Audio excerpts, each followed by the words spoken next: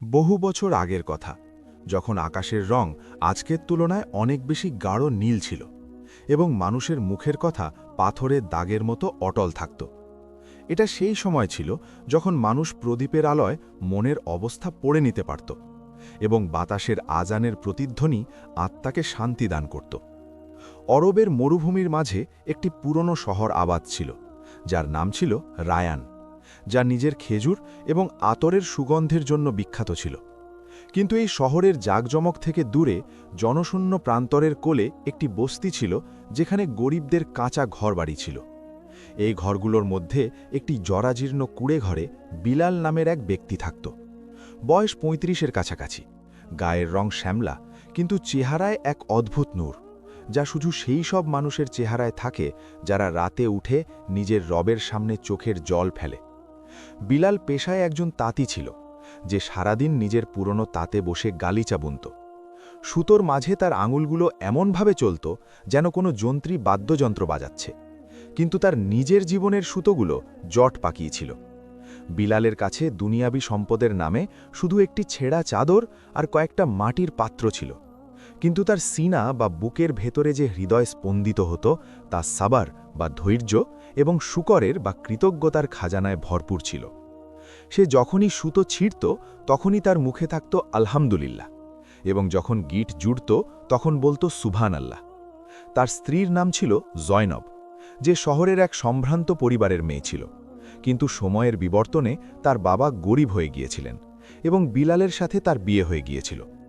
শুরুর দিকে জয়নব বিলালের দারিদ্র্যকে নিজের ভাগ্য মেনে নিয়ে গ্রহণ করে নিয়েছিল, কিন্তু রায়ান শহরের বাতাসে এক অদ্ভুত বিষ ছিল, দেখানোর বিষ। বিলালের প্রতিবেশী হিসেবে একজন সওদাগর থাকত, যার নাম ছিল হামিদ। হামিদের রেশমের ব্যবসা ছিল এবং তার বাড়িটি পাকা ইট আর মার্বেল পাথর দিয়ে তৈরি ছিল, যার উঁচু দেওয়ালের আড়াল থেকে সুস্বাদু খাবারের সুগন্ধ আসত, যা জয়নবের ধৈর্যের পরীক্ষা নিত। জয়নব, যে একসময় বিলালের ঘামের উপার্জনে খুশি হতো, সে এখন ধীরে ধীরে বদলে যাচ্ছিল। তার চোখে ভালোবাসার জায়গায় হাহাকার আর বিলালের প্রতি ঘৃণা জায়গা করে নিয়েছিল। এক সন্ধ্যায় যখন বিলাল সারা দিনের পরিশ্রমের পর বাড়ি ফিরল, তখন তার হাতে শুধু খেজুর আর শুকনো রুটি ছিল। জয়নব খাবারের থালাটিকে অবজ্ঞার সাথে দেখল এবং কড়া সুরে বলল, কবে পর্যন্ত বিলাল, শেষ পর্যন্ত কবে পর্যন্ত আমরা জানোয়ারের মতো জীবন কাটাব? দেখো হামিদের স্ত্রীকে, আজ সে রেশম থেকে আনানো রেশমি পোশাক পরেছে, আর আমার শরীরে এই তালি দেওয়া কাপড়গুলো আমার যৌবনকে নিয়ে উপহাস করছে। বিলাল একটা দীর্ঘশ্বাস ফেলল। তার চোখে জল ছিল, কিন্তু গলার স্বরে সেই ধীরস্থির ভাব। সে নম্রতার সাথে বলল, জয়নব, এই দুনিয়া একটা সরাইখানা, আর আমরা মুসাফির। যা তকদিরে আছে তা সময়ের আগে পাওয়া যায় না, আর যা নসিব বা ভাগ্যে আছে তা কেউ কেড়ে নিতে পারে না।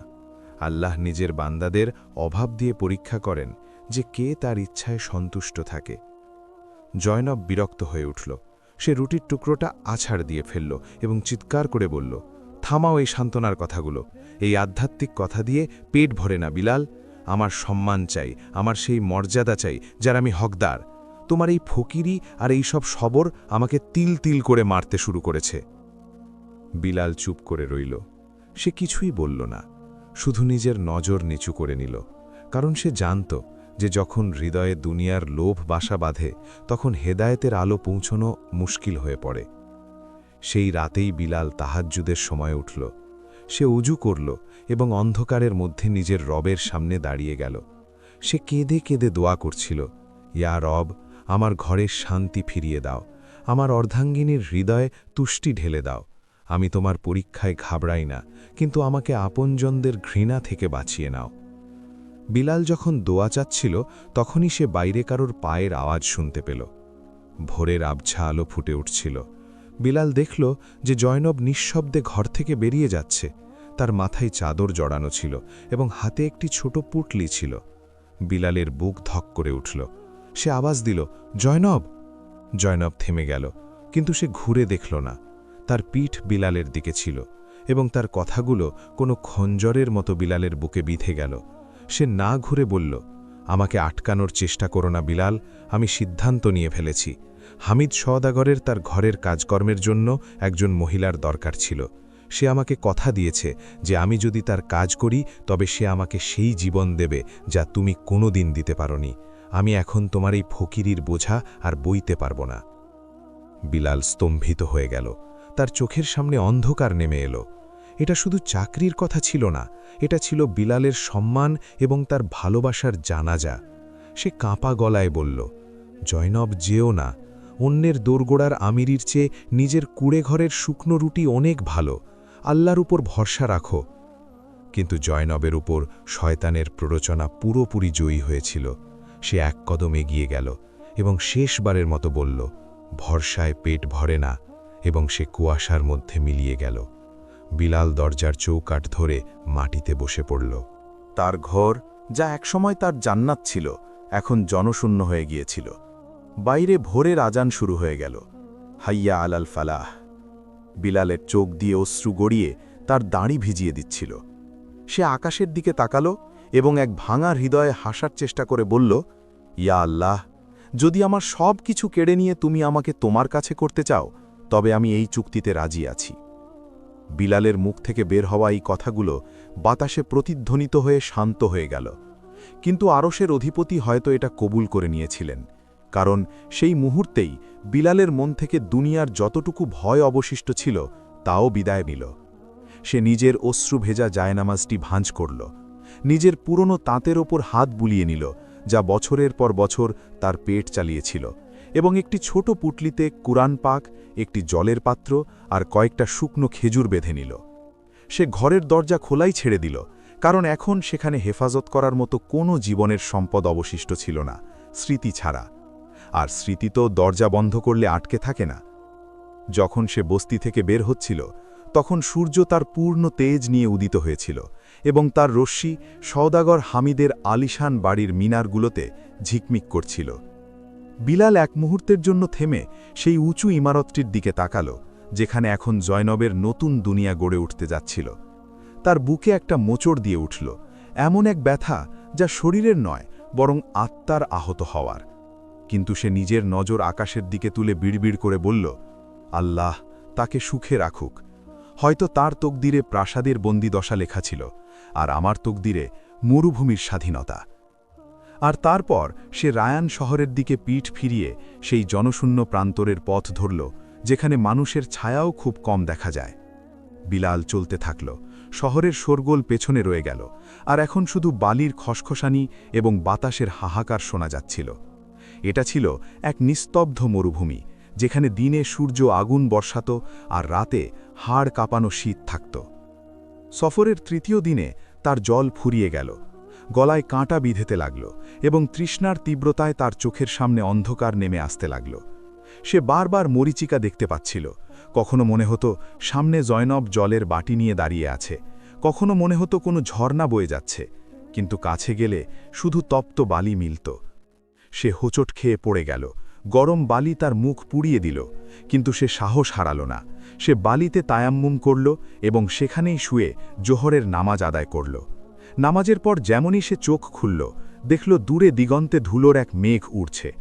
ভালো করে লক্ষ্য করে বোঝা গেল যে ওটা একটা বড় বাণিজ্যিক কাফেলা, যা হয়তো ইয়েমেনের দিকে যাচ্ছিল। বিলাল নিজের অবশিষ্ট শক্তি সঞ্চয় করে সেই কাফেলার দিকে এগিয়ে গেল।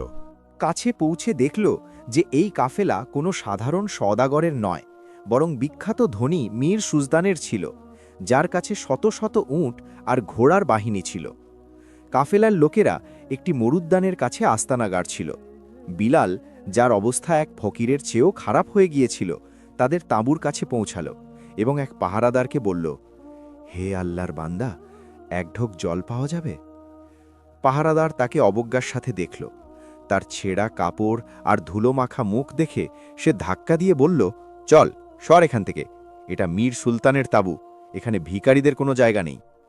বিলাল মাটিতে পড়ে গেল, কিন্তু সে কোনো অভিশাপ দিল না, শুধু এতটুকু বলল, জল আল্লাহর, আর আমরা সবাই তার মুখাপেক্ষী।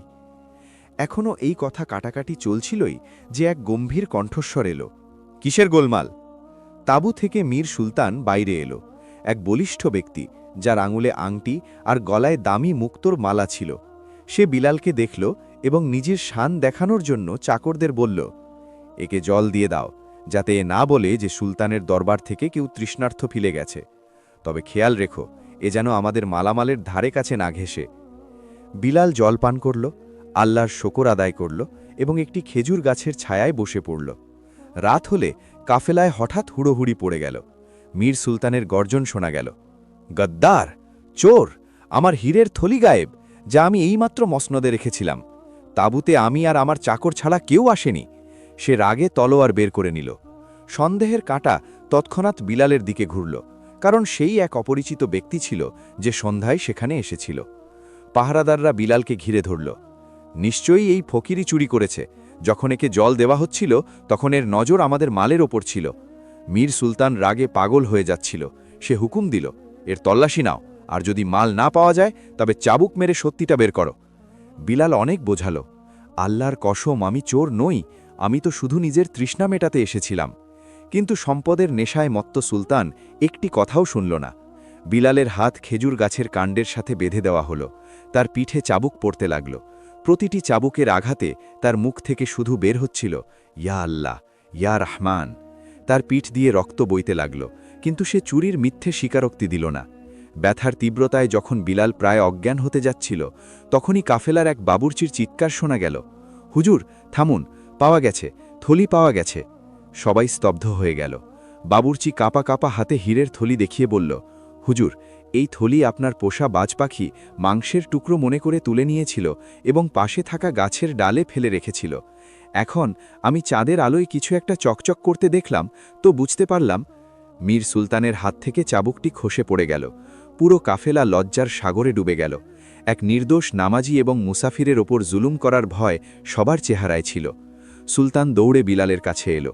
সে নিজের হাতে দড়ি খুলল এবং কাঁদতে কাঁদতে বিলালের পায়ে পড়ে গেল। আমাকে ক্ষমা করে দাও মুসাফির, আমার সম্পদ আমাকে অন্ধ করে দিয়েছিল, আমি গুনাহগার। বিলাল ব্যথায় কোকাতে কোকাতে তাকে তুলল। তার চেহারায় এখনও সেই নুরানি চমক ছিল। সে সুলতানের চোখের জল মুছে দিল এবং হাসি মুখে বলল, ক্ষমা আমার কাছে নয়, সেই রাব্বুল আলামিনের কাছে চাও মীর সুলতান, যিনি আজ তোমাকে এই শিক্ষা দিলেন যে পোশাকের ফকিরি মানেই ঈমানের অভাব নয়। আমি তোমাকে ক্ষমা করলাম কারণ আমি চাই না কেয়ামতের দিন আমার কারণে তোমার ওপর কোনো প্রশ্ন উঠুক। এটা শুনে সুলতান আরও লজ্জিত হল। সে সোনার মোহর ভর্তি একটি থলি বিলালের দিকে বাড়িয়ে দিল। এটা তোমার কষ্টের ক্ষতিপূরণ, গ্রহণ করো। বিলাল থলিটিকে হাত দিয়ে সরিয়ে দিল এবং বলল, আমার সওদা আমার রবের সাথে হয়ে গিয়েছে।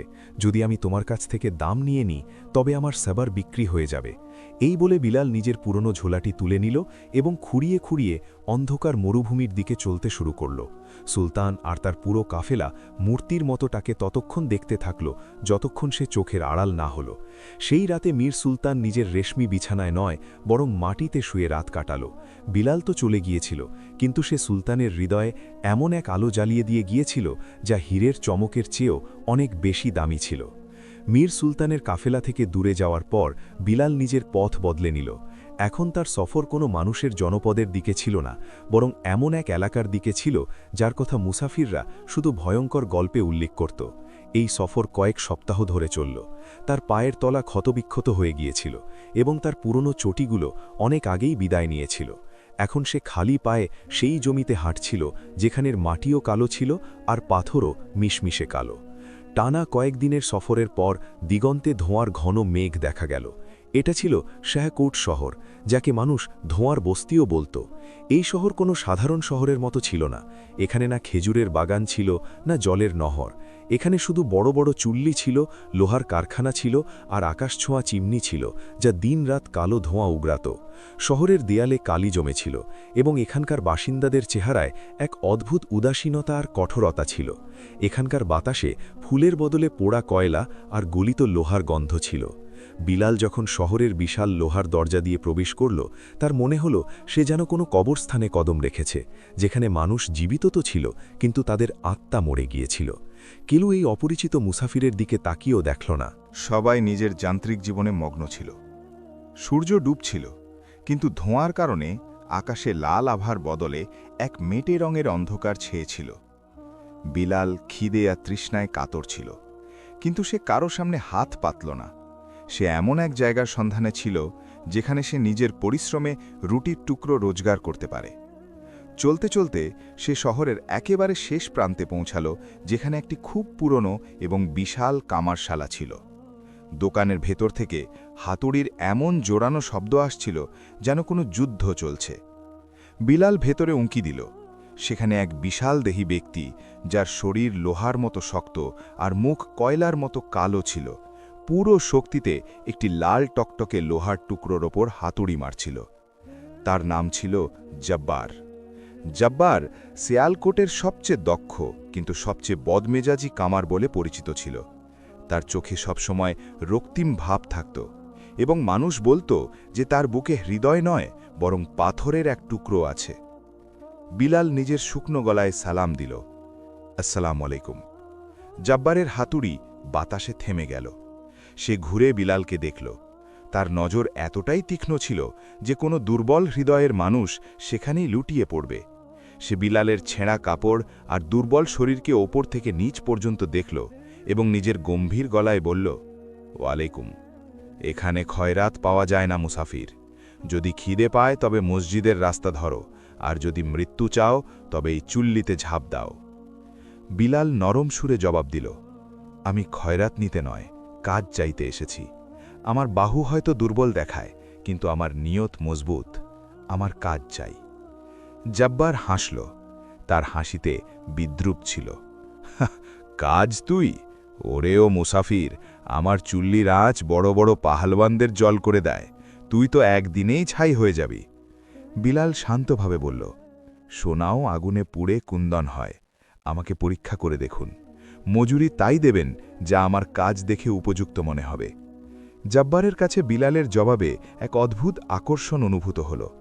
অনেক বছর পর কেউ তার চোখের দিকে তাকিয়ে কথা বলার সাহস করেছিল। সে এক বিশাল হাঁপড়, বাতাস দেওয়ার বড় চামড়ার পাখা, এর দিকে ইশারা করে বলল, ঠিক আছে, ওই হাঁপড়টি চালাতে হবে সকাল থেকে রাত পর্যন্ত। যদি আগুন নেভে তবে তোর শ্বাস বন্ধ করে দেব। আর মনে রাখ, এখানে শুধু কাজ হয়, কথা নয়। বিলাল বিসমিল্লাহ বলল এবং হাঁপড়ের দড়িটি ধরে নিল।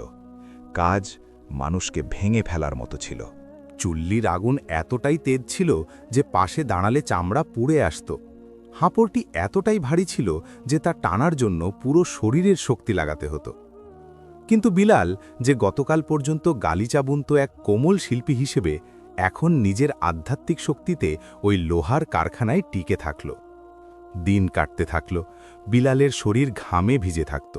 তার হাতের তালুতে ফোসকা পড়ল, ফেটে গেল এবং পরে শক্ত হয়ে গেল। কিন্তু তার মুখে কখনো কোনো অভিযোগ আসেনি। জব্বার লুকিয়ে লুকিয়ে তাকে দেখত। সে অবাক ছিল যে এই রোগা পাতলা ব্যক্তি, যে দিনে খুব কষ্টে একটা শুকনো রুটি খায়, সে এমন জানলেওয়া পরিশ্রম কিভাবে করে ফেলে। সবচেয়ে আশ্চর্যের বিষয় ছিল যে হাতুড়ির শব্দ আর আগুনের শিখার মাঝেও বিলালের চেহারায় এক রুহানি শান্তি থাকত। জব্বার অনেকবার দেখেছিল যে বিলাল হাঁপড় চালানোর সময় ঠোঁটে ঠোঁটে কিছু একটা বিড়বিড় করছে। সে আসলে নিজের রবের জিকির করছিল। এক রাতে যখন শহর ঘুমিয়ে গিয়েছিল এবং কারখানায় নিস্তব্ধতা ছিল, বিলাল কারখানার কোণে নিজের ছেঁড়া চাদর বিছিয়ে নামাজ পড়ছিল। জব্বার নিজের খাটিয়ায় শুয়ে তাকে দেখছিল। হঠাৎ জব্বার বলল, এরে মুসাফির, তুই কোন মাটির তৈরি?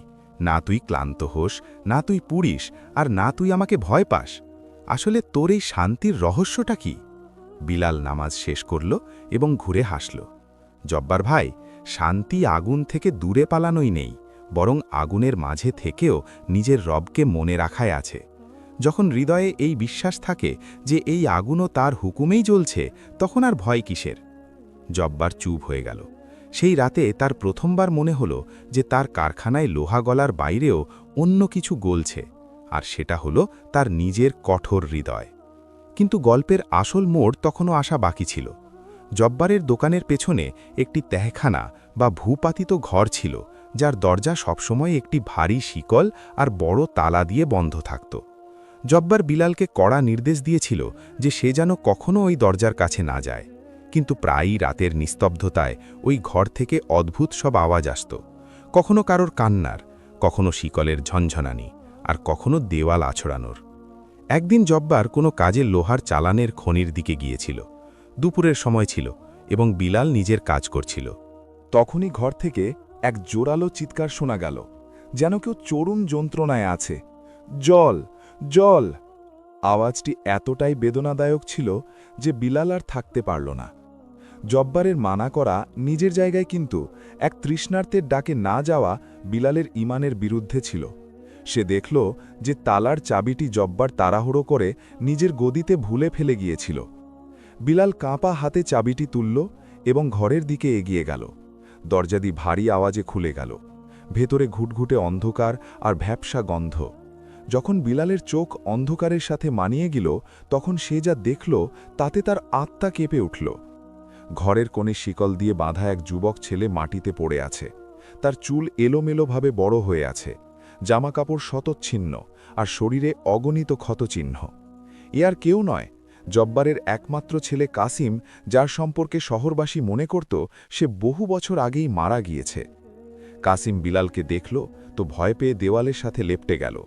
আমাকে মেরো না বাবা, আমাকে মেরো না, আমি সত্যি বলেছিলাম, আমি শুধু সত্যি বলেছিলাম।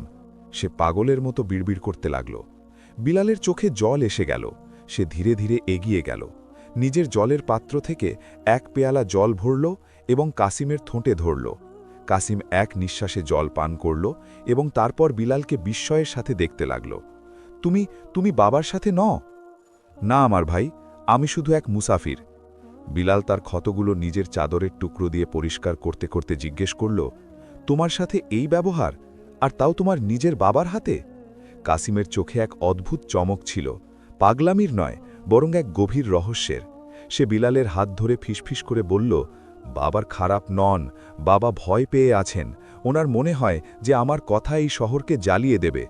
মুসাফির, এই শহরের শাসক শাহ এ জুলমাত হুকুম দিয়েছেন যে যেই আশা বা আলোর কথা বলবে তাকে হত্যা করা হবে। আর আমি স্বপ্ন দেখি মুসাফির, আমি এমন এক ভোরের স্বপ্ন দেখি যেখানে এই ধোঁয়ার মেঘ কেটে যাবে। বিলাল বুঝতে পারল এই ছেলেটি পাগল ছিল না, বরং সে ছিল এমন এক বিদ্রোহী যে অন্ধকারের বস্তিতে আলোর কথা বলার সাহস করেছিল। আর জব্বার কোনো জালেম বাবা নয়, বরং একজন নিরুপায় বাবা ছিল, যে নিজের ছেলেকে জালেম বাদশার তলোয়ার থেকে বাঁচানোর জন্য দুনিয়ার চোখে তাকে মৃত আর নিজের চোখে পাগল ঘোষণা করে এই ঘরে বন্দী করে রেখেছিল। বিলাল যখন এই বাস্তবতা বোঝার চেষ্টা করছে, তখনই হঠাৎ পেছন থেকে দরজা সজোরে খুলে গেল। সেখানে জব্বার দাঁড়িয়েছিল। তার বিশাল শরীর রাগে কাঁপছিল, হাতে একটি লোহার তপ্ত লড়ার, চোখে হিংস্রতা। তুই আমার আমানতে খেয়ানত করলি মুসাফির! জব্বার গর্জে উঠল, তার আওয়াজে ঘর কেঁপে উঠল। আমি বলেছিলাম এই দরজা খুলবি না, এখন তোকের খেসালত দিতে হবে। জব্বার পুরো শক্তিতে বিলালের দিকে ধেয়ে এলো। কাসিম চিৎকার করল, না বাবা, এ তো নেক মানুষ! কিন্তু জব্বারের রাগ সপ্তম আকাশে ছিল। তার ভয় ছিল যে বিলাল তার রহস্য শহরে ফাঁস করে দেবে এবং বাদশার সিপাহীরা তার ছেলেকে নিয়ে যাবে। বিলাল নিজের জায়গা থেকে নড়ল না। সে না তো বাঁচার চেষ্টা করল আর না পালালো। সে শুধু নিজের শান্ত নজর দিয়ে জব্বারকে দেখল এবং ধীর অথচ মজবুত গলায় বলল, জব্বার, সন্তানকে মৃত্যু থেকে বাঁচানোর জন্য তাকে জ্যান্ত কবর দিয়ে দেওয়া, এটা কি সেই রবের উপর ভরসা না করার সাজা নয়, যিনি অন্ধকার গর্তেও পোকাকে খাবার পৌঁছে দেন? জব্বারের হাত বাতাসেই থেমে গেল। তপ্ত রডটি তার হাতে কাঁপতে লাগল। এই কথাগুলো সরাসরি তার সেই ক্ষতে লাগল যা সে বছরের পর বছর লুকিয়ে রেখেছিল। পরিবেশে এক নিস্তব্ধতা নেমে এলো। ঘরের স্যাঁতসেঁতে বাতাসে বিলালের ঈমান আর জব্বারের ভয়ে মুখোমুখি ছিল। তখনই হঠাৎ বাইরে শহরে দামামা বাজার শব্দ শোনা গেল। এটা বিপদের সংকেত ছিল। কেউ চিৎকার করছিল, শাহী সিপাহী, শাহী সিপাহী, প্রতি ঘরে তল্লাশি নিতে আসছে। কেউ খবর দিয়েছে যে বিদ্রোহী কাসিম বেঁচে আছে। জব্বারের মুখ ফ্যাকাশে হয়ে গেল। তার হাত থেকে রডটি পড়ে গেল। হি আল্লাহ, এখন কি হবে? সে অসহায়ভাবে মাটিতে বসে পড়ল। আমি বছরের পর বছর একে লুকিয়ে রাখলাম, আজ সব শেষ হয়ে যাবে। বিলাল এগিয়ে গিয়ে জব্বারের কাঁধে হাত রাখল। এখন তাকে একজন শ্রমিক নয়, বরং একজন পথপ্রদর্শক মনে হচ্ছিল। ঘাবড়িও না জব্বার, যে আল্লাহ ইউসুফ আলাইসাল্লামকে কুঁয়ো থেকে বের করে সিংহাসনে বসাতে পারেন, তিনি তোমার ছেলেকেও বাঁচাতে পারেন। কিন্তু এখন আমাদের লোহা দিয়ে নয়, বুদ্ধি দিয়ে কাজ নিতে হবে। জব্বার, তোমার চুল্লির আগুন বাড়িয়ে দাও, এত ধোঁয়া করো যে হাত বাড়ালে হাত দেখা না যায়। আজ এই ধোঁয়াই আমাদের পর্দা হবে। বিলালের গলায় এমন এক বিশ্বাস ছিল যা জব্বারের কাঁপা কাঁপা হাতে প্রাণ ফিরিয়ে দিল। সে তৎক্ষণাৎ চুল্লিতে ভিজে খড় আর কাঁচা কয়লা ঢেলে দিল এবং পুরো শক্তিতে হাঁপড় চালাতে লাগল। দেখতে দেখতে সেই কারখানা, যা আগে থেকেই অন্ধকারে ছিল, এখন এক ঘন এবং দম বন্ধ করা কালো ধোঁয়ার সাগরে ডুবে গেল। বিলাল এই ধোঁয়ার আড়ালে কাসিমকে তুলল এবং লোহার ভাঙাচোড়ার পেছনে রাখা একটি বড় এবং খালি জলের কুণ্ডে নামিয়ে দিল, যার ওপর সে লোহার পুরনো শিকল আর ফেলে দেওয়া চাদর দিয়ে দিল, যাতে কারো সন্দেহ না হয়।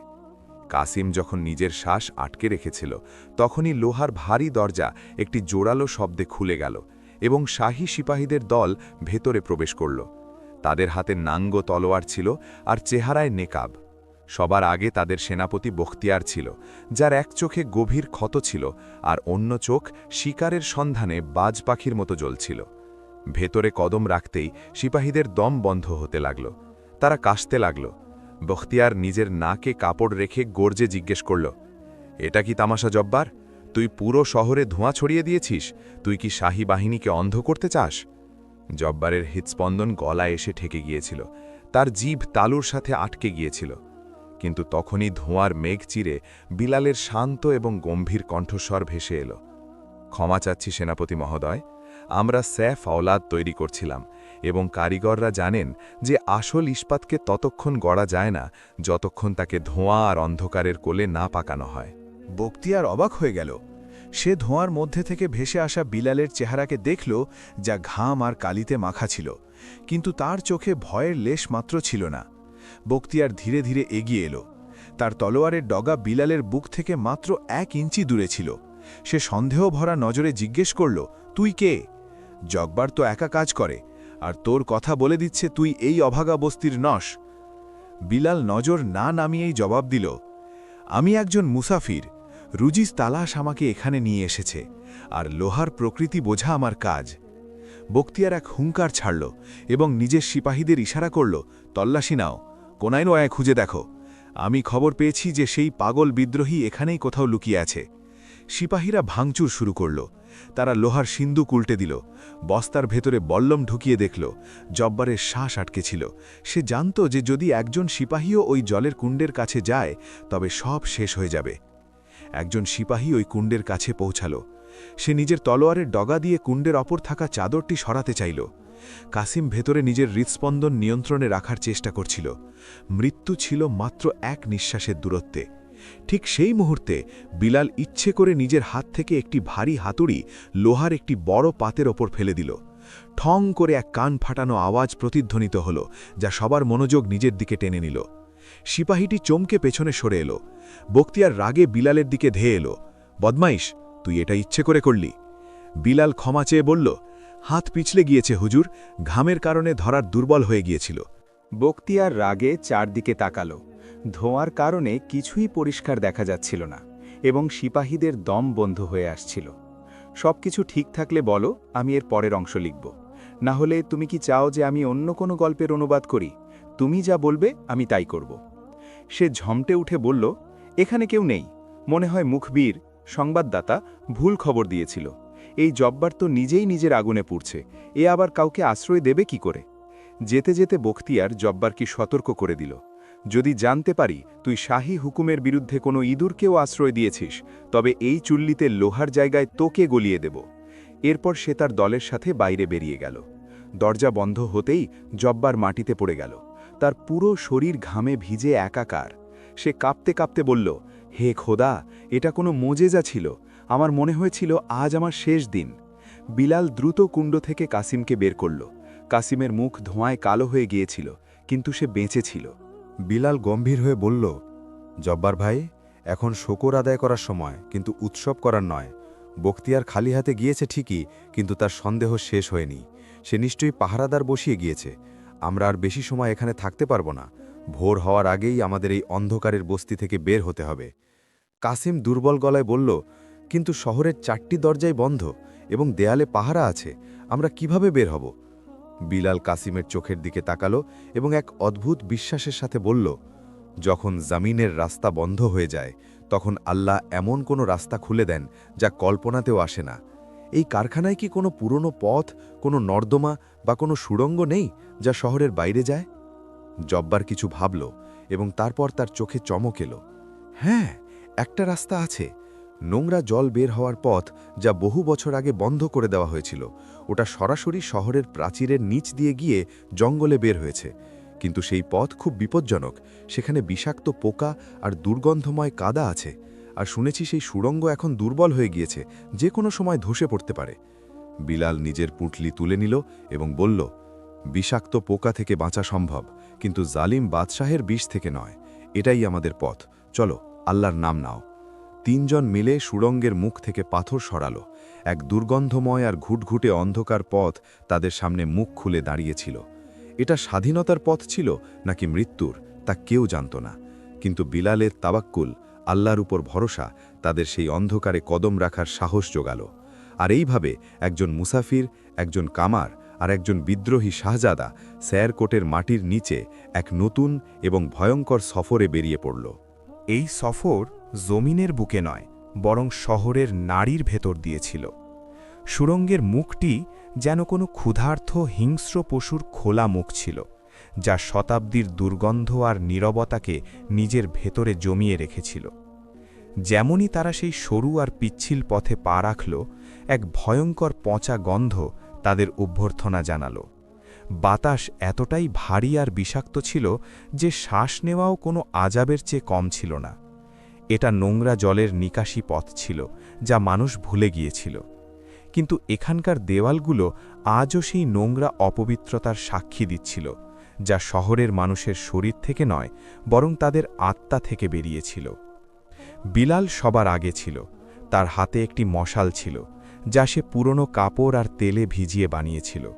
কিন্তু এখানকার অক্সিজেন এতটাই কম ছিল যে আগুনের শিখাও দম হারাত আর বারবার নিভু নিভু হতো।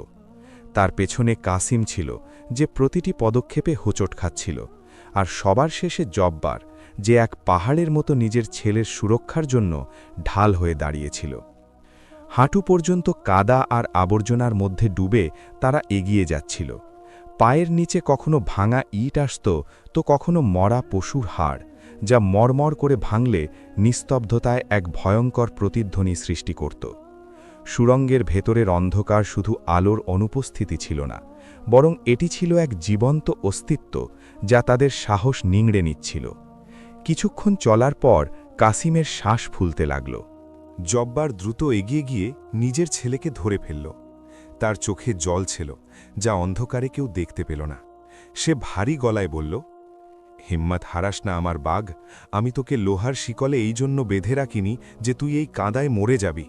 তুই তো শহরকে আলোকিত করার স্বপ্ন দেখেছিস, তোর স্বপ্ন কি এতটাই দুর্বল? বিলাল থামল। সে নিজের নিভু নিভু মশালটি ওপরে তুলল, যাতে তাদের চেহারায় হলুদ আলো পড়ল।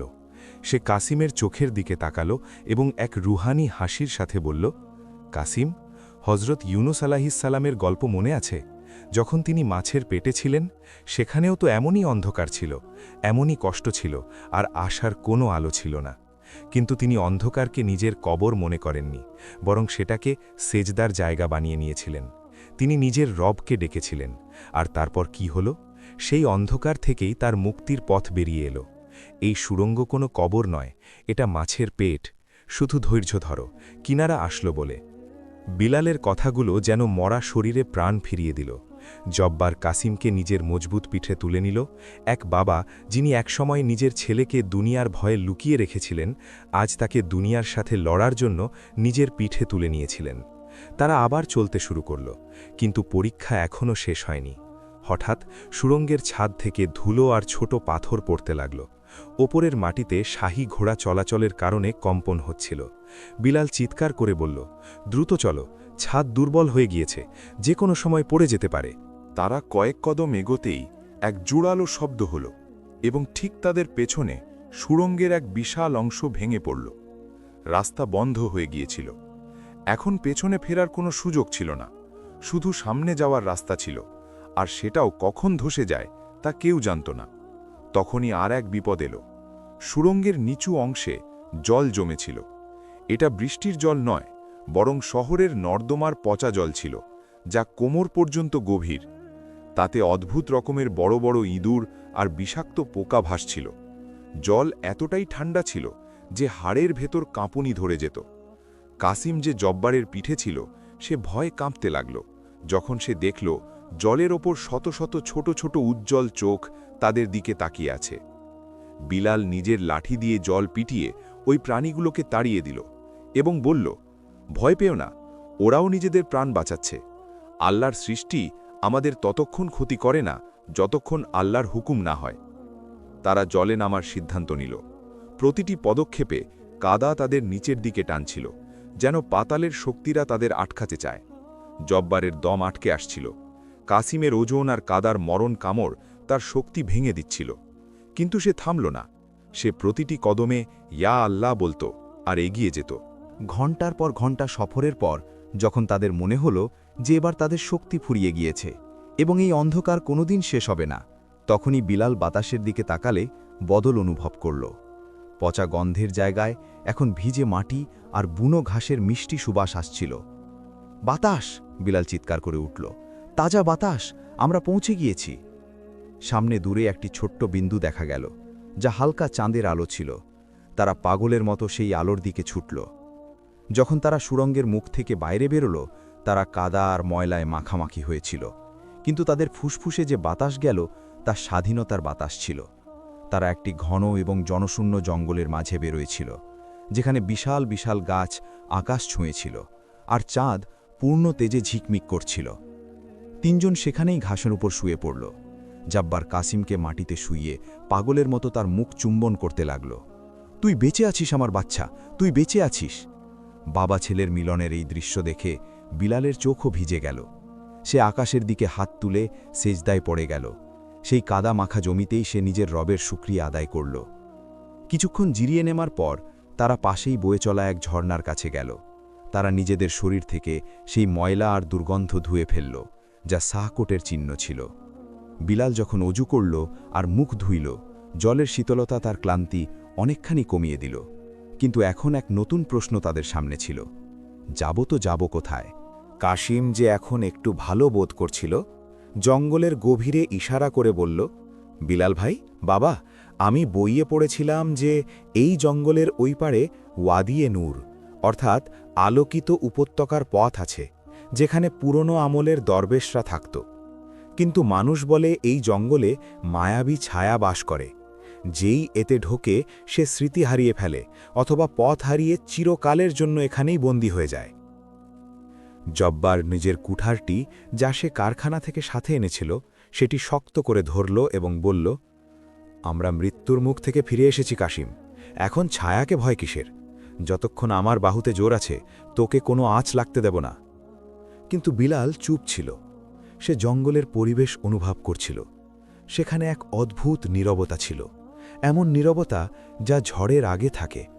সে গম্ভীর হয়ে বলল, কাশিম ঠিকই বলছে, এই জঙ্গল সাধারণ নয়। এখানকার গাছগুলোও এমন মনে হচ্ছে যেন নিজেদের মধ্যে কথা বলছে। আমাদের খুব সাবধানে চলতে হবে। এখানে শত্রু তলোয়ার নিয়ে নয়, বরং বিভ্রম হয়ে আসবে। তারা সফর শুরু করল। জঙ্গল এতটাই ঘন ছিল যে চাঁদের আলো খুব কষ্টে মাটিতে পৌঁছাচ্ছিল। ঝোপঝাড়ের কাঁটা তাদের কাপড় ছেড়ে দিচ্ছিল। চলতে চলতে তাদের মনে হতে লাগল যে কেউ তাদের পিছু নিচ্ছে। কখনো শুকনো পাতা ভাঙার আওয়াজ আসত, তো কখনো বাতাসে খসখসানি হতো। জব্বার বারবার পেছনে ফিরে দেখত, কিন্তু সেখানে কেউ থাকত না। হঠাৎ কাশিম থামল এবং একটি গাছের দিকে ইশারা করে চিৎকার করে উঠল, বাবার, দেখো! তারা দেখল এক বিশাল বটগাছের ওপর কিছু অদ্ভুত চিহ্ন আঁকা আছে। লাল রঙের থাবার চিহ্ন, যা টাটকার রক্ত দিয়ে লাগানো মনে হচ্ছিল, আর গাছের নিচে মানুষের মাথার খুলির এক স্তূপ ছিল। এই দৃশ্য হৃৎকম্পন ভরিয়ে দেওয়ার মতো ছিল। বিলাল সেই চিহ্নগুলো ভালো করে দেখল এবং তার কপালে চিন্তার ভাঁজ পড়ল। এটা হারিয়ে যাওয়া গোত্রের সীমানা, বিলাল নিচু গলায় বলল। আমি শুনেছিলাম যারা স্যাকোঠের জুলুম থেকে পালাতো আর ধরা পড়ত না, তারা এই জঙ্গলে এসে বুনো হয়ে যেত। তারা নিজেদের মানবতা ছেড়ে দিয়েছে এবং এখন তারা প্রতিটি অপরিচিত মানুষকে নিজেদের শত্রু মনে করে। বিলাল কথা শেষ করার আগেই জঙ্গলের চারপাশ থেকে অদ্ভুত সব শীষ দেওয়ার আওয়াজ আসতে লাগল।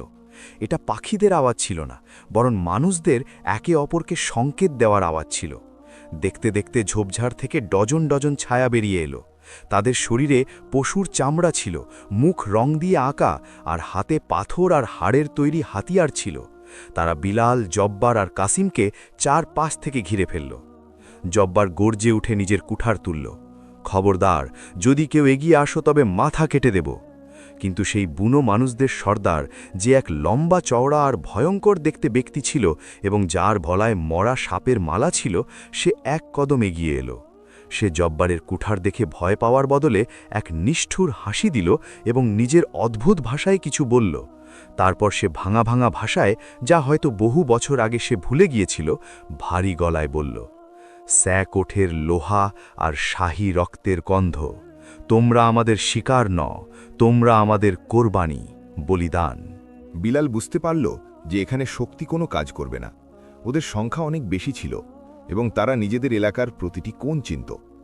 বিলাল জব্বারের হাত নামিয়ে দিল এবং সামনে এগিয়ে গিয়ে নিরস্ত্র হয়ে সেই সর্দারের চোখের দিকে তাকিয়ে বলল, আমরা শত্রু নই, আমরাও সেই জালেমের দ্বারাই নির্যাতিত যার প্রতি ঘৃণার আগুন তোমাদের বুকে জ্বলছে।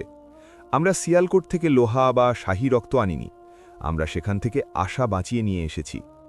সর্দার বিলালকে দেখল, তারপর কাসিমের দিকে তাকালো, যে জাখাম আর দুর্বল ছিল। সে এক মুহূর্ত ভাবল, তারপর হঠাৎ সে এমন এক হুকুম দিল যা তাদের পায়ের নিচের মাটি সরিয়ে দিল। সে নিচের লোকদের বলল, এদের বেঁধে ফেলো। আজ রাতে নিস্তব্ধ লেকের তীরে ফায়সালা হবে যে এরা আশা নাকি গুপ্তচর। যদি গুপ্তচর বের হয় তবে কুমিরের পেট ভরবে, আর যদি সত্যি মাজলুম হয় তবে এদের ওই পারে যাওয়ার অনুমতি মিলবে যেখান থেকে কেউ ফিরে আসে না। তাদের দড়ি দিয়ে বেঁধে ফেলা হলো। জব্বার রাগে ফুঁসছিল, কিন্তু কাসিমের খাতিরে নিরুপায় ছিল। বিলাল তখনও শান্ত ছিল, তার তাওয়াক্কুল তখনও টলেনি। তাদের জঙ্গলের আরও গভীর অংশে নিয়ে যাওয়া হলো, যেখানে একটি লেক ছিল যার জল কুচকুচে কালো ছিল এবং যাতে কোনো ঢেউ উঠছিল না। কিন্তু বিলাল জানত না যে এই গোট্র আর এই লেকের ওই পারে এমন এক বাস্তবতা তাদের জন্য অপেক্ষা করছিল যা তার পুরো জীবনের দর্শন নাড়িয়ে দেবে। সেখানে তাদের এমন এক ব্যক্তির সাথে দেখা হওয়ার কথা ছিল যার সম্পর্কে দুনিয়া মনে করত সে কেবল একটি উপকথা। একজন এমন বৃদ্ধ হেকিম যার কাছে সময় পড়ার জ্ঞান ছিল, কিন্তু যার মূল্য ছিল অনেক বেশি। সফর আরও জটিল হয়ে গিয়েছিল। স্যাকোটের অন্ধকার তো পেছনে পড়ে গিয়েছিল, কিন্তু জঙ্গলের এই রহস্যময় অন্ধকার তার চেয়ে অনেক বেশি গভীর আর পুরনো ছিল। নিস্তব্ধ লেকের তীরে মশাল জ্বলছিল, যার শিখা বাতাসে কোনো নাগিনের মতো দুলছিল। গোত্রের লোকেরা, যাদের মুখ রং করা ছিল আর চোখে হিংস্রতা ছিল, এক বিশাল গোল হয়ে জমা হয়েছিল। মাঝে বিলাল, জব্বার আর কাসিম হাঁটু গেড়ে বসেছিল। তাদের হাত দড়ি দিয়ে পেছনে বাঁধা ছিল। সামনে লেকের জল এতটাই কালো আর স্থির ছিল যে তাতে তাকালে নিজের আত্মার প্রতিচ্ছবিও ডরাবোনা মনে হতো। জলের ওপর নড়াচড়া হলো এবং বেশ কিছু বড় বড় কুমিরের মুখ দেখা গেল, যারা নিজেদের শিকারের অপেক্ষায় ছিল। গোত্রের সর্দার তার হাড়ের তৈরি মালাটি শক্ত করে ধরল এবং একটি পাথরের খঞ্জর বাতাসে ঘোরাল। সে নিজের গম্ভীর আওয়াজে বলল, এই অপরিচিতদের আত্মায় স্যাকোটের বিষ আছে। যদি আমরা এদের জ্যান্ত ছাড়ি তবে এই বিষ আমাদের জঙ্গলকেও মেরে ফেলবে। লেকের দেবতা ক্ষুধার্থ, এদের ওনার হাতে তুলে দাও। দুজন হৃষ্টপুষ্ট বুনো মানুষ কাসিমকে ধরে তুলে লেকের দিকে টেনে নিয়ে যেতে লাগল। কাসিম চিৎকার করতে চাইল, কিন্তু ভয়ে তার গলা আটকে গেল। জব্বার দড়ি ছিঁড়তে ছটফট করতে লাগল, আমার ছেলেকে ছেড়ে দাও, আমাকে মেরে ফেলো, কিন্তু ওকে ছেড়ে দাও। তার চিৎকার নিস্তব্ধতা চিড়ে ফেলল, কিন্তু সেই পাষাণ হৃদয়ের মানুষদের ওপর কোনো প্রভাব পড়ল না। বিলাল নিজের চোখ বন্ধ করে নিল। মৃত্যু সামনে দাঁড়িয়েছিল, কিন্তু তার মন তখনও তার রবের সাথে যুক্ত ছিল। সে ধীর কিন্তু মজবুত গলায় কলমা শাহাদাত পড়তে শুরু করল। ঠিক সেই সময় যখন কাসিমকে জলে ধাক্কা দেওয়া হতে যাচ্ছিল, জঙ্গলের সবচেয়ে ঘন অংশ থেকে এক আওয়াজ এলো। এমন এক আওয়াজ যা কোনো বিজলির কড়কড়ানির মতো নয়, বরং পুরনো পাহাড়ের ঘর্ষণের মতো ভারী আর গম্ভীর ছিল। থামো! সবাই মূর্তির মতো দাঁড়িয়ে রইল। সর্দারের হাত বাতাসেই থেমে গেল। লেকের তীরের ঘন গাছের আড়াল থেকে এক বৃদ্ধ বাইরে এলেন। ওনার কোমর ঝুঁকে গিয়েছিল, দাড়ি মাটি ছুঁই ছুঁই করছিল, আর চোখে একটি পট্টি বাঁধা ছিল। উনি অন্ধ ছিলেন, কিন্তু উনি কোনো সাহায্য ছাড়াই এমনভাবে হাঁটছিলেন যেন জঙ্গলের প্রতিটি ধূলিকণা ওনাকে পথ করে দিচ্ছে। ইনি সেই পীরে দানেশ যার সম্পর্কে দুনিয়া মনে করত তিনি কেবল এক কেচ্ছা কাহিনী। সর্দার তৎক্ষণাৎ মাথা নত করল। বাগা বুজুর্গ, শ্রদ্ধেয় বৃদ্ধ, এরা অপরিচিত গুপ্তচর। বৃদ্ধ হাত তুললেন আর সর্দার চুপ হয়ে গেল। তিনি সরাসরি বিলালের কাছে এলেন। তিনি নিজের জ্যোতিহীন চোখ বিলালের চেহারার দিকে ফেরালেন এবং একটি দীর্ঘশ্বাস নিলেন। তারপর তিনি কাঁপা গলায় বললেন, আমি এখানে বারুদ বা লোহার গন্ধ পাচ্ছি না সর্দার, আমি এখানে আতারে ইউসুফির সুগন্ধ পাচ্ছি। এটা সেই সুগন্ধ যা শুধু তখনই তৈরি হয় যখন কোনো বান্দা কুয়োর অন্ধকারেও নিজের রবের হাত ছাড়ে না। বৃদ্ধ ইশারা করলেন আর দড়ি খুলে দেওয়া হলো। তিনি বিলালের কাঁধে হাত রাখলেন এবং বললেন, হে মুসাফির, তুই এখানে পথ হারিয়ে আসিসনি, তোকে সময় এখানে টেনে নিয়ে এসেছে। এই গোত্র জালিম নয়, এরা সেই সব মানুষ যাদের শায়েকোটের বাদশাহরা এতটাই অত্যাচার করেছে যে এরা নিজেদের মানবতা ভুলে জানোয়ার হয়ে গিয়েছে। এদের বিশ্বাস যে দুনিয়ায় এখনও দয়া বাকি আছে। বিলাল দাঁড়ালো, তার শরীরে ব্যথা ছিল কিন্তু আত্মায় এক নতুন শক্তি। সে দেখল যে শত শত বুনো মানুষ মশাল হাতে তাকে দেখছে। তাদের চোখে প্রশ্ন ছিল। বিলাল কোনো জাদুকরী কেরামতি দেখাল না, সে শুধু এটুকু করল যে রাতের সেই নিস্তব্ধতায় জঙ্গলের মাঝখানে নিজের রুহানি আওয়াজে আজান দিতে শুরু করল, আল্লাহু আকবার, আল্লাহু আকবার। তার আওয়াজ বাতাসের ওপর সওয়ার হয়ে জঙ্গলের কোনায় কোনায় ছড়িয়ে পড়ল। যে আওয়াজ একসময় রায়ান শহরের ছোট মসজিদে প্রতিধ্বনিত হতো, আজ তাই জনশূন্য প্রান্তরে ধ্বনিত হচ্ছিল। যেমনই বিলালের শব্দগুলো বাতাসে মিশে গেল, এক অদ্ভুত মুজেজা ঘটল। ওই বুনো মানুষরা যারা একটু আগেই একে অপরের রক্ত ঝরাতে প্রস্তুত ছিল, তাদের হাত থেকে হাতিয়ার খসে পড়ে গেল। তাদের চোখ যা কয়েক প্রজন্ম ধরে শুকনো ছিল, তা দিয়ে জল বইতে লাগল। আজানের শব্দগুলো তাদের কঠিন আত্মার ওপর হাতুড়ির মতো নয়, বরং মলমের মতো লাগছিল। তারা বুঝতে পারছিল না এটা কি, কিন্তু তারা শান্তি পাচ্ছিল, সেই শান্তি যা তারা প্রজন্মের পর প্রজন্ম অনুভব করেনি। আজান শেষ হতে হতে পুরো গোত্র হাঁটু গেড়ে বসে কাঁদছিল। সর্দার এগিয়ে এসে বিলালের হাতে চুমু খেল এবং বলল, আমাদের ক্ষমা করে দাও হে নূরওয়ালা মুসাফির, আমরা তোমাকে অন্ধকারের অংশ ভেবেছিলাম, কিন্তু তুমি তো সেই ভোর যার জন্য আমরা অপেক্ষা করছিলাম। পীরে দানিশ হাসলেন। তিনি কাসিমকে কাছে ডাকলেন, তার কপালে হাত রাখলেন এবং একটি ভবিষ্যৎবাণী করলেন, হে তরুণ, তোর কপালে বাদশাহীর রেখা নয়, বরং ন্যায়ের নূর আছে। তুই এখান থেকে যাবি, কিন্তু ফিরে আসবি তলোয়ার দিয়ে নয়, হিকমত বা প্রজ্ঞা দিয়ে। তুই স্যাহকোটের লোহা গলিয়ে তাকে শিকল নয়, বরং ঢাল বানাবি। এরপর বৃদ্ধ তাদের ওয়াদিয়ে নূরের পথ বাতলে দিলেন। সেই পথ লেকের ওই পারে পাহাড়ের মাঝখানের এক গোপন গিরিপথ দিয়ে যেত। তিনজন মুসাফির গোত্র থেকে বিদায় নিল। জব্বার যে এখন পর্যন্ত শুধু নিজের শক্তির ওপর ভরসা করত, এখন বুঝতে পারল যে আসল শক্তি শরীরে নয়, ঈমানে থাকে। তারা লেক পার হল, পাহাড় ডিঙাল, আর যখন সূর্যের প্রথম কিরণ ফুটে উঠল, তখন তাদের সামনে এমন এক দৃশ্য ছিল যা তাদের সব ক্লান্তি মুছে দিল। সামনে ওয়াদিয়ে নূর। এটা কোনো রূপকথার পরিদের দেশ ছিল না, বরং এক সাদামাটার সুন্দর জনপদ ছিল। সেখানকার ক্ষেতগুলো সবুজ ছিল, মানুষ নিজের কাজে মগ্ন ছিল, আর প্রতিটি চেহারায় হাসি ছিল। এখানে কোনো উঁচু প্রাসাদ ছিল না, কিন্তু প্রতিটি ঘরের দরজা খোলা ছিল। বাতাসে ফুলের সুগন্ধ আর কুরআনের তেলাওয়াতের আওয়াজ মিশেছিল। এই জায়গাটি সেই জান্নাতের ছায়া ছিল যা জমিনে নেমে এসেছে। বিলাল, জব্বার আর কাসিমকে এমনভাবে অভ্যর্থনা জানানো হলো যেন তারা হারিয়ে যাওয়া ভাই। তারা থাকার জন্য ঘর, পড়ার জন্য পরিষ্কার কাপড় আর কাজ করার জন্য সম্মানের জায়গা পেল। বছর কেটে গেল, ঋতু বদলাল। কাসিম ওয়াদিয়ে নূরের মাদ্রাসায় তালিম হাসিল করল। সে শিখল যে শাসন ভয় দিয়ে নয়, ইনসাফ বা বিচার দিয়ে করা হয়। বৃদ্ধের কথা মতো 10 বছর পর কাসিম আবার স্যাকোট ফিরে গেল। এবার সে বিদ্রোহী হিসেবে নয়, বরং একজন পথ প্রদর্শক হয়ে গেল। স্যাকোটের জনতা, যারা জুলুমে অতিষ্ঠ হয়ে গিয়েছিল, তারা তার সাথে যোগ দিল। এক ফোঁটা রক্ত না ঝরিয়েই জালেম বাদশাহর তখত উল্টে গেল। কাসিম লোহার চুল্লির জায়গায় স্কুল আর বাগান তৈরি করালো। স্যাকোট এখন দারুল আমান হয়ে গিয়েছিল। জব্বার বৃদ্ধ হয়ে গিয়েছিল, কিন্তু তার বাহু এখনও লোহার মতোই মজবুত ছিল। সে ওয়াদিয়ে নূরে থেকে গরিবদের জন্য ঘর বানালো আর চাষবাসের সরঞ্জাম তৈরি করল। তার কঠিন হৃদয় এখন মোমের মতো হয়ে গিয়েছিল। সে প্রায়ই বিকেলে বসে বাচ্চাদের বিলালের গল্প শোনাত।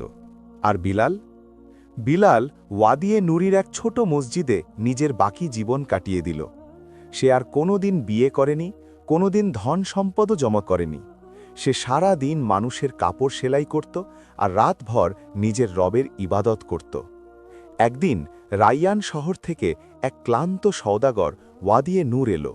সে বিলালের সাথে দেখা করল আর কথায় কথায় জানালো, রাইয়ান শহর এখন আর আগের মতো নেই। সেখানে এক বিশাল খরা পড়েছিল। সেই যে হামিদ সওদাগর ছিল, তার ব্যবসা ধ্বংস হয়ে গিয়েছে। শুনেছি তার স্ত্রী, যার নাম জয়নব ছিল, এখন খুব খারাপ অবস্থায় আছে। হামিদের মৃত্যুর পর তার সৎ ছেলেমেয়েরা তাকে ঘর থেকে বের করে দিয়েছে।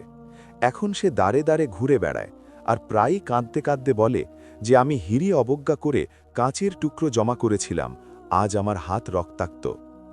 এটা শুনে বিলালের চোখে জল এসে গেল। সে সওদাগরকে নিজের জমানো পুঁজি দিল, কয়েকটি রূপোর মুদ্রা, এবং বলল, এটা ওই মহিলা পর্যন্ত পৌঁছে দিও আর বলো যে বিলাল তোমাকে ক্ষমা করেছে। আল্লাহ তোমাকে ধৈর্য দান করুন।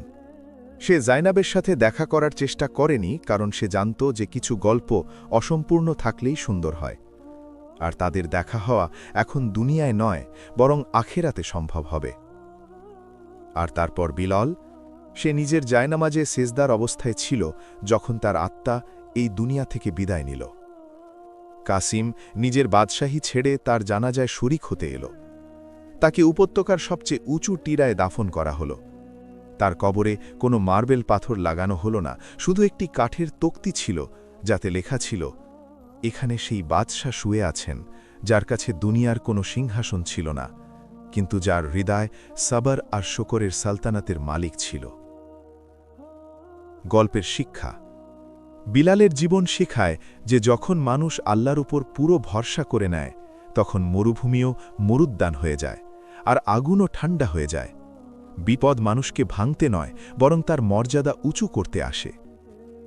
যদি আপনাদের এই রুহানি আর আবেগঘন সফর পছন্দ হয়ে থাকে আর বিলালের গল্প আপনাদের হৃদয় ছুঁয়ে থাকে, তবে প্লিজ এই ভিডিওটি লাইক করবেন এবং আপনাদের বন্ধু ও পরিবারের সাথে শেয়ার করবেন। এমনই শিক্ষামূলক আর হৃদয় আলোকিত করার মতো সত্য গল্পের জন্য আমাদের চ্যানেলটি এক্ষুনি সাবস্ক্রাইব করুন এবং ঘণ্টি বাটনটি টিপুন, যাতে প্রতিটি নতুন গল্প সবার আগে আপনার কাছে পৌঁছায়। কমেন্টে সুবহানাল্লাহ বা নিজের মতামত নিশ্চয়ই লিখবেন। আল্লাহ আমাদের সবাইকে বিলালের মতো সাবার আর ঈমান নসিব করুন। আমিন।